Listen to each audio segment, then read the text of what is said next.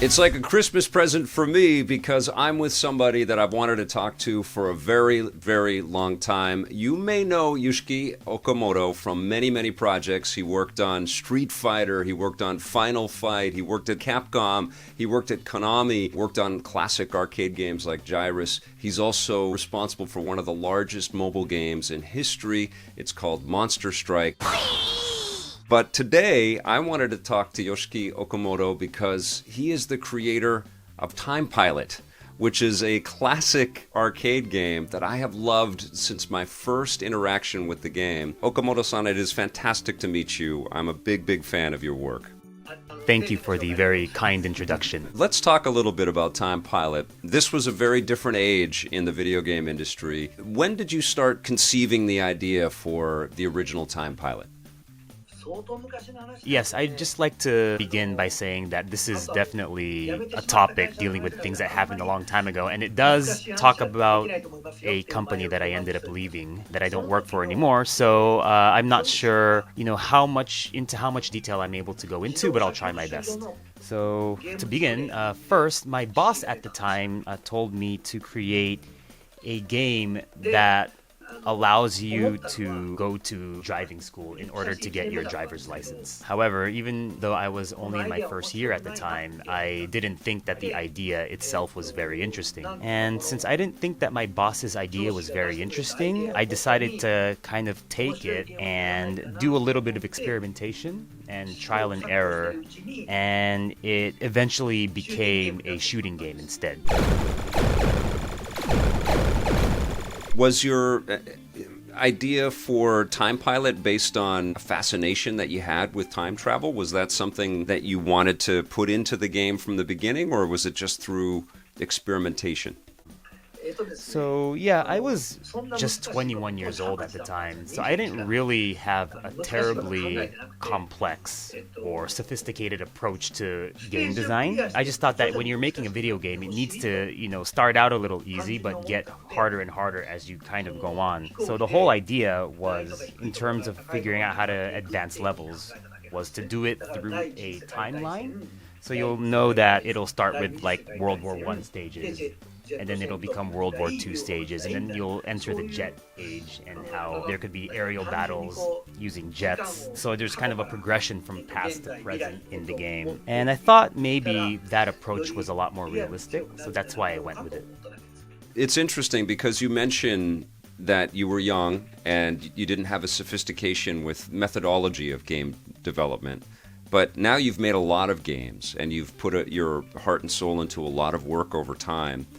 What's it like for you to go back and play Time Pilot? Because I'm about as old as you and I've been playing video games as long as you have been making them. And when I play a game like Time Pilot, it's that simplicity that is so magnificent. It's so accessible, and it is a timeless game.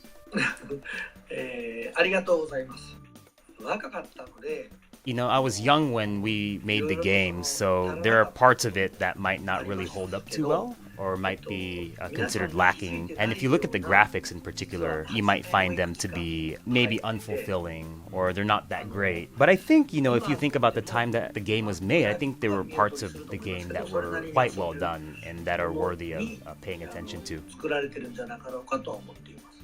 Absolutely, I agree with you. There's lots that is worthy of paying attention to in Time Pilot. Do you ever... I know that you've worked on so many games that it may be lost in the amount of work that you've put out there. But I wonder if you've ever thought that was a game worth revisiting, making a sequel or making a modern update to. I never actually thought about, making a new version of the game.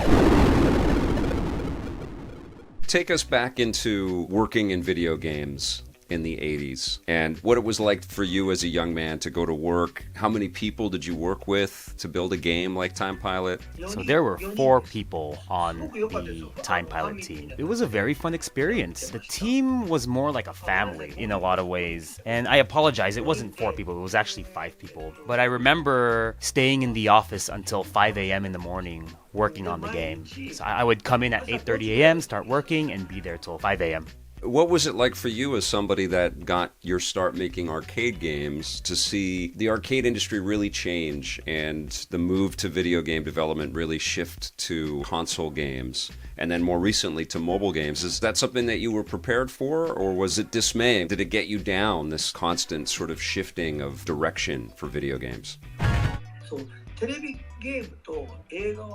I kind of see video games and movies as the same in this regard. So if we look at movies, I mean, back then you had to go to the movie theater, right? And then after that, we were able to watch movies on TV screen. And then that gave rise to TV dramas.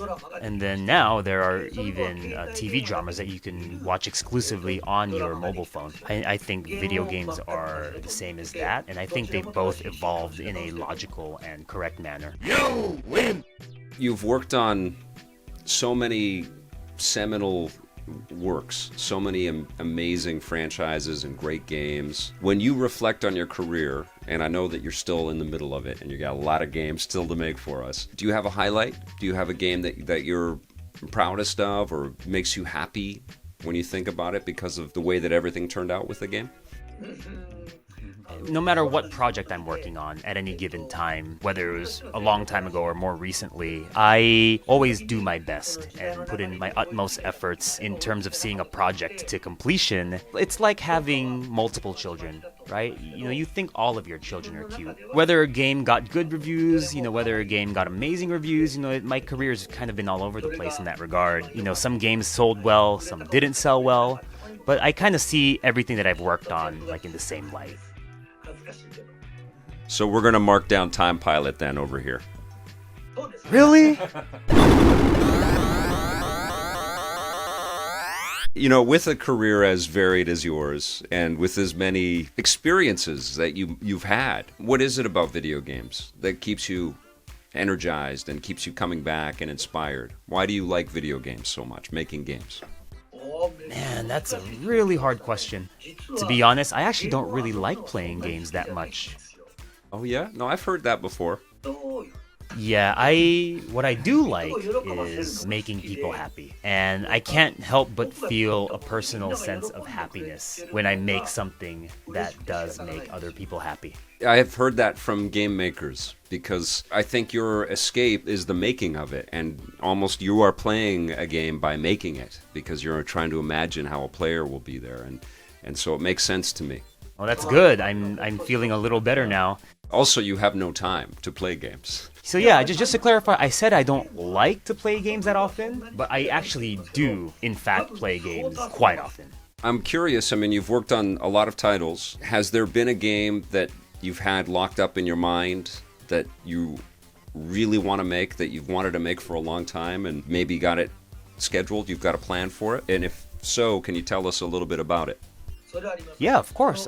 There are games like that in my mind all the time. And in the past, for instance, some of these ideas that I've had that I couldn't make initially when I thought of them became possible thanks to advancements in technology. And I think other game creators are the same as well. They come up with these ideas and they might not be possible at first, but when faster and newer hardware or technology comes out, then it becomes possible to make those games.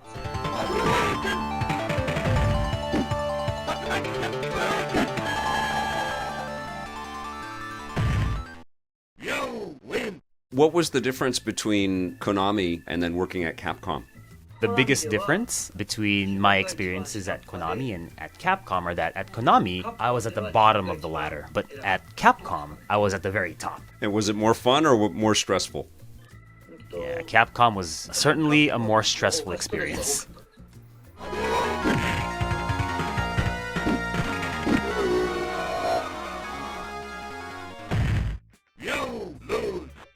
Okamoto-san,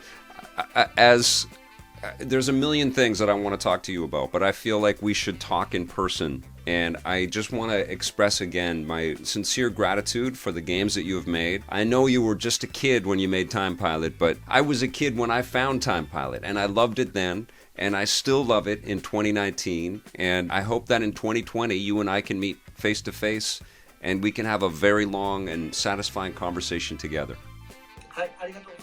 Yeah, let's meet somewhere in 2020.